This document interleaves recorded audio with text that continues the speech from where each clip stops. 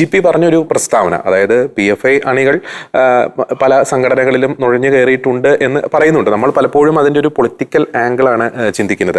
നമ്മൾ ഈ തീവ്രവാദം എന്ന് കേൾക്കുമ്പോൾ പലപ്പോഴും ചിന്തിക്കുന്ന ഒരു കാര്യമുണ്ട്, വെടിവെക്കുക, കത്തിയെടുത്ത് കുത്തുക, നശിപ്പിക്കുക.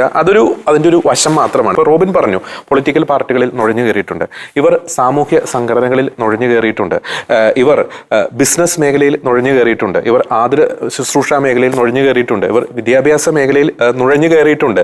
അപ്പോൾ പല പേരുകളിൽ നുഴഞ്ഞു കയറുന്നു. അപ്പോൾ രാഷ്ട്രീയ മേഖലയിൽ നുഴഞ്ഞു കയറിയാൽ അവിടെ ഒരു ഭരണപരമായിട്ടുള്ളൊരു ആധിപത്യം സ്ഥാപിക്കുന്നു. ബിസിനസ് മേഖലയിൽ നുഴഞ്ഞു കയറുമ്പോൾ നമുക്കറിയാം ഈ ഹലാൽ പോലുള്ള അധിനിവേശപരമായിട്ടുള്ള മറ്റ് കാര്യങ്ങൾ.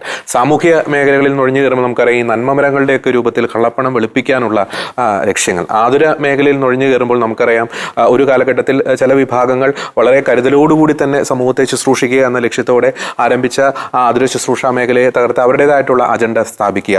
ഈ ലക്ഷ്യം അല്ലെങ്കിൽ മാർഗം പലതാണ്, പക്ഷെ അതെല്ലാം കൊണ്ടുചെന്ന് എത്തുന്നത് എന്ന് പറയുന്നത് ഇസ്ലാമിക തീവ്രവാദമാകുന്ന ഒരു സമുദ്രത്തിലേക്കാണ്.